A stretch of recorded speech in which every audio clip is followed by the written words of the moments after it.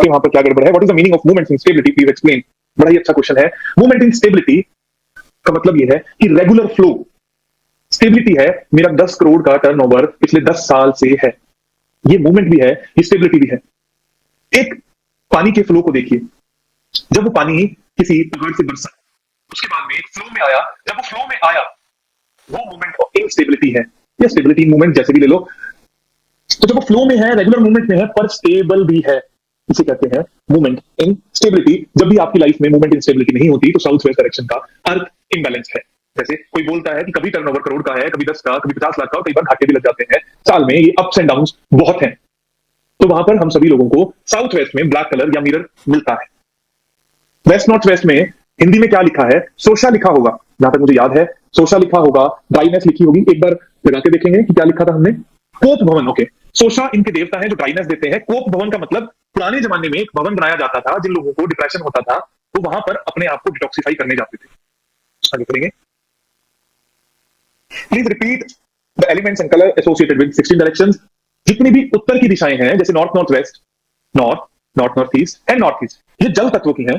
हालांकि तत्व अभी हमारा विषय नहीं है, कल या परसों में या अगले सेशन में वो विषय आएगा, सभी लोगों को मौका मिलेगा। उसके बाद में east, east north east, east south east, ये एयर एलिमेंट की है। उसके बाद में south east, south south east, south, ये फायर है। South west, south south west, earth है। West north, west south west, west west north west and north west, ये स्पेस है। रुद्रा इज अ देवता, काइंड ऑफ शिव, इसलिए शिव जी का जो मंत्र है ओम रुद्राय नमः, उनको याद करने के लिए बोला जाता है। रुद्रा देवता के लिए रुद्र लिखा, जो सपोर्ट सिस्टम है इस पृथ्वी का। नॉर्थ नॉर्थ वेस्ट के element, north west north north की कोई दिशा नहीं होती। If waste north waste, what is the connection among Vastu, astrology and numerology? What is connection in Vastu, astrology and numerology? That all the three directions are part of called sciences. इन सभी sciences का part है ये सब।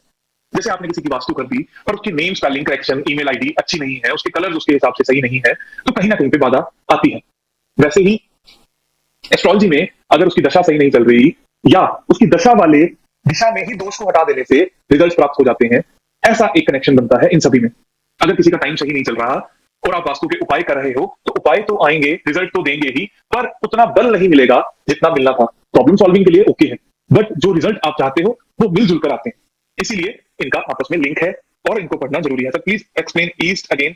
जिनके connection में problem रही दोबारा पढ़ना मुश्किल है। किसी ने अच्छी बात लिखी है, also I understand that without following it with more courses this free course will just remain information to make it a knowledge and use to a consultant. This course is just the beginning. No, ये बात सही नहीं है, ये बिल्कुल गलत बात है। और अगर ये सटायर है या कमेंट है तो आपका धन्यवाद, ताकि मैं आपकी बात लोगों तक पहुंचा सकूं। ये बिगिनियर वास्तु कोर्स मैंने पहले ही दिया था कि बिगिनियर वास्तु कोर्स है, बट क्या ये अपने आप में पूर्ण नहीं है? है।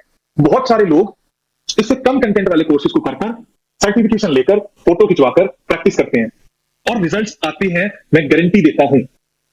जो लोग प्रोफेशनल प्रैक्टिस में जा रहे हैं, सिर्फ उनके लिए सभी कोर्सेज जरूरी हैं। जिन लोगों को अपने घर के रिजल्ट चाहिए, अपनी बिजनेस के रिजल्ट चाहिए, अपनी फैक्ट्री के रिजल्ट चाहिए, उनके लिए ये कोर्स मोर देन सफिशिएंट है आपकी लाइफ को अच्छा बनाने के लिए। सिर्फ जो लोग प्रोफेशनल प्रैक्टिस करना चाहते हैं, जिन लोगों को बताना है पूर्ण नॉलेज। क्या आप कभी चाहेंगे कि एक एमबीबीएस डॉक्टर ही आपका ऑपरेशन कर दे? तो क्या इसका मतलब ये हुआ कि एमबीबीएस अपने आप में पूर्ण नहीं है? एमबीबीएस डॉक्टर वैलिडिटी रखता है, वैलिडेशन रखता है, पर सर्जन की बराबरी नहीं कर सकता। और क्या सर्जन किसी एक पर्टिकुलर एक्सपर्ट न्यूरोसर्जन की बराबरी कर सकता है? एक बिल्कुल बेसिक सर्जन। क्या एक सर्जन एनेस्थीसिया लगाने वाले डॉक्टर की बराबरी कर सकता है? तो क्या बाकी सारी बातें सिर्फ एक बिगिनिंग है? नहीं। जिन लोगों को खुद की लाइफ में प्रॉब्लम है, जो लोग दूसरों का भला करना चाहते हैं, जो लोग दूसरों तक जुड़ना चाहते हैं, निस्वार्थ भाव से, फ्री रखने का मतलब यह है कि आप कम से कम 21 लोगों का अपनी जिंदगी में भला कर सको इस कोर्स के द्वारा। इसलिए इसको फ्री रखा गया है और कोई मोटिव नहीं है। हाँ, प्रोफेशनल प्रैक्टिस करनी है तो सफर बहुत लंबा है, ये 3 महीने भी शायद बहुत कम है। उसके बाद इंटर्नशिप है, इंटर्नशिप के बाद आपकी खुद की प्रैक्टिस है, आपकी खुद की हिम्मत है, आपका खुद का जज्बा है।